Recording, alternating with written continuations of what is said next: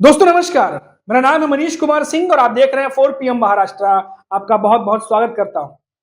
दोस्तों, आज से चीफ मोहन भागवत ने एक ऐसा बयान दिया है जिसके बाद सियासी भूचाल आ गया है। राहुल गांधी ने तो यहां तक कह दिया है इस बयान के ऊपर कि अगर ये बयान किसी और देश में मोहन भागवत ने दिया होता तो अब तक गिरफ्तार हो गए होते, मुकदमा चल रहा होता।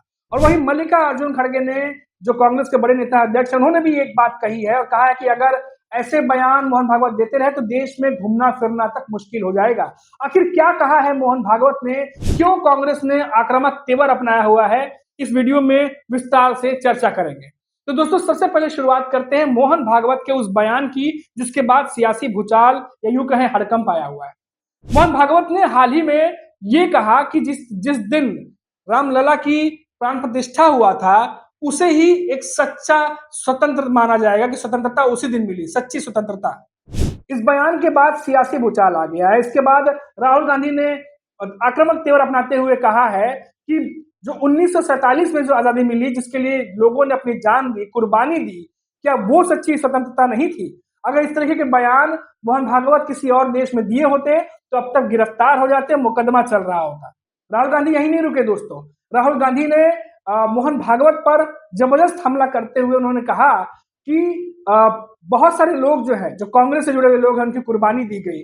बहुत सारे लोगों ने अपनी जिंदगी कुर्बानी दी, लेकिन क्योंकि कुछ लोग ऐसे हैं जिनको वो कुर्बानी याद नहीं, इसीलिए उन्हें वो स्वतंत्रता भी याद नहीं है। We are getting new headquarters at a very particular time.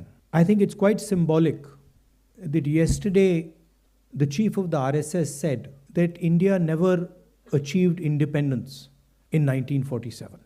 He said that true independence in India was achieved when the Ram Mandir was built. He says that the constitution was not the symbol of our freedom. Mohan Bhagwat has the audacity to inform the nation every 2 or 3 days what he thinks about the independence movement, what he thinks about the constitution. In fact, what he has said yesterday is treason, because it is stating that the constitution is invalid, it is stating that everything, the fight against the British was invalid, and he has the audacity to say this publicly. In any other country, he would be arrested and tried. That is the fact, right? To say that India did not get independence in 1947 is an insult to every single Indian person. And it's about time we stop listening to this nonsense that these people think they can just keep parroting out and shouting and screaming. जबरदस्त तरीके से कांग्रेस की तरफ से हमला बोला गया है दोस्तों। और ये बयान जो मोहन भागवत ने दिया है, इसके बाद हम देख रहे हैं कि मल्लिकार्जुन खड़गे हैं, वो भी काफी ज्यादा गुस्से में नजर आ रहे हैं। उन्होंने भी कहा कि ये जो बयान आया है ऐसे चीफ मोहन भागवत की तरफ से, अगर यही बयान ऐसे देते रहे तो देश में घूमना फिरना तक उनके लिए मुश्किल हो जाएगा।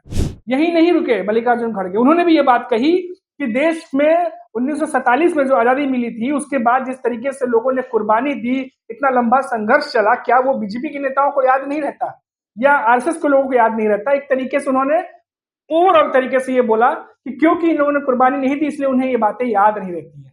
तो अब दोनों ही नेताओं ने, क्योंकि नया मुख्यालय बना है कांग्रेस का, और वहां पर संबोधन करते हुए इन दोनों ही नेताओं ने जबरदस्त तरीके से मोहन भागवत पर आक्रामक जो है वो बयानबाजी की है। अब दोस्तों अब ये तो जो ताजा उदाहरण था वो मैंने आपको बताया कि क्या कुछ चल रहा है, लेकिन आपको याद होगा कि इससे पहले भी कंगना रनावत, जो कि अब बीजेपी की नेता और सांसद हैं, उन्होंने भी एक बात कही थी कि आजादी जो है वो 1914 के बाद मिली है, जिसके बाद कितना ज्यादा हड़कंप मचा था, कितना ज्यादा उनके बयानों को लेकर के सोशल मीडिया पे ट्रोल हुई थी कंगना रनावत। अपोजिशन ने इसको आड़े हाथ लेते हुए कंगना रनावत पे भी जो है वो जुबानी जंग जो है वो छेड़ दी थी। उसके बाद अब जो मोहन भागवत ने जिस तरीके से बयानबाजी की है, उसके बाद कांग्रेस जो है अब वो कहीं ना कहीं मोहन भागवत पर अब आक्रामक तेवर अपनाते हुए दिखाई दे रही है। इतना ही नहीं, राहुल गांधी यही नहीं रुके।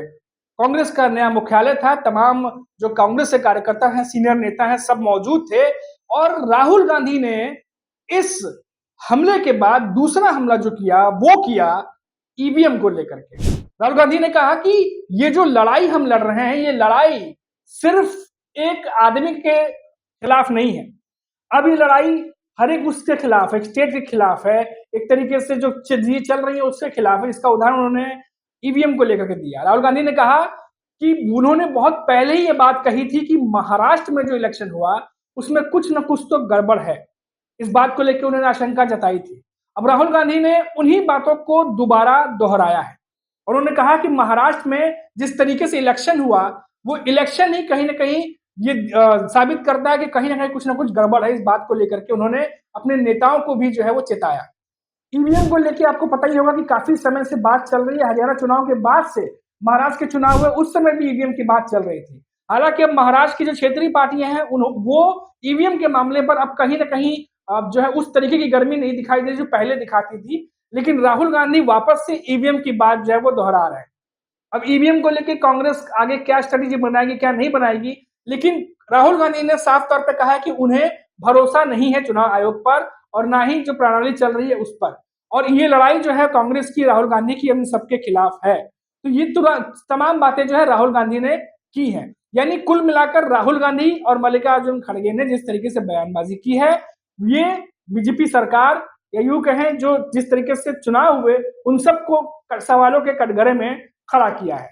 अब दोस्तों यहाँ पर ये देखना दिलचस्प होगा कि अब किस तरीके से राहुल गांधी आगे की स्ट्रेटेजी अपनाते हैं, क्योंकि अभी दिल्ली के चुनाव भी हैं। हमने हाल ही में देखा कि किस तरीके से अरविंद केजरीवाल और राहुल गांधी जो है एक दूसरे के खिलाफ ही बोलते नजर आए। महाराष्ट्र में भी हमने देखा कि संजय राउत जो है वो कांग्रेस पर इनडायरेक्टली जो है वो हमला कर रहे हैं और कह रहे हैं कि अब तक तो मीटिंग हो जानी चाहिए थी। और महाराष्ट्र की बात करें तो यहाँ तो बहुत सारी चीजें बदली हुई हैं। पहले बीजेपी पे लगातार हमला करते थे उद्धव ठाकरे की शिवसेना, शरद पवार के एनसीपी, लेकिन इन दिनों उनकी तरफ से नरम रुख देखने को मिल रहा है और वैसा ही कुछ बीजेपी की तरफ से भी देखने को मिल रहा है। आप देखिए कि अमित शाह जब महाराष्ट्र पहुंचे थे, जिस तरीके से उन्होंने उद्धव ठाकरे और शरद पवार को निशाने पे लिया, फिर उसके बाद शरद पवार ने भी अमित शाह को निशाने पर लिया।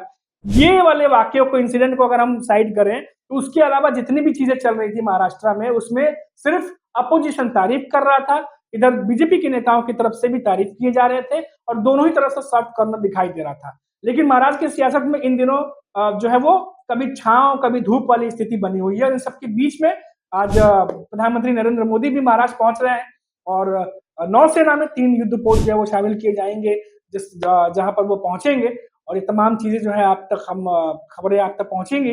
लेकिन ये तमाम चीजों के बाद में एक चीज जो अहम है वो ये है कि आज प्रधानमंत्री नरेंद्र मोदी महायुति के नेताओं से मुलाकात भी करने वाले हैं, जहां पर वो महायुति के सारे नेताओं से मिलेंगे और खासतौर से इस मुलाकात पर सबकी नजरें एकनाथ शिंदे के नेताओं पर होंगी। जब प्रधानमंत्री नरेंद्र मोदी से वो मिलेंगे तो क्या कुछ बातें होंगी। काफी समय से एकनाथ शिंदे की शिवसेना के तमाम नेता पीएम नरेंद्र मोदी से मिलना चाह रहे थे और काफी समय से वो इस बात के लिए गुहार भी लगा रहे थे, लेकिन क्योंकि हमने देखा कि दिल्ली एकनाथ शिंदे अकेले गए थे तो इस बात का आकलन तेज हुआ कि क्या वो कोई मैसेज लेके गए थे, क्योंकि जो कुछ भी एकनाथ शिंदे के साथ अभी हाल फिलहाल में हुआ है, नाराजगी की खबरें लगातार आ रही थी और ऐसे में प्रधानमंत्री मोदी का मुंबई आना और महाराष्ट्र पहुंचना और महायुति के नेताओं से मिलना, तो क्या गिले शिकवे प्रधानमंत्री नरेंद्र मोदी दूर करेंगे या फिर जो कुछ भी चल रहा है उन सारे मुद्दों पर कुछ और बात जो है वो होने वाली है। तो ये खैर अभी पर्दे के पीछे है पूरी कहानी, क्या होगी क्या नहीं होगी वो धीरे धीरे सामने आएगा। लेकिन फिलहाल जो बड़ी खबर थी, जो बड़ी अपडेट थी, वो मैंने आप तक पहुंचा दी।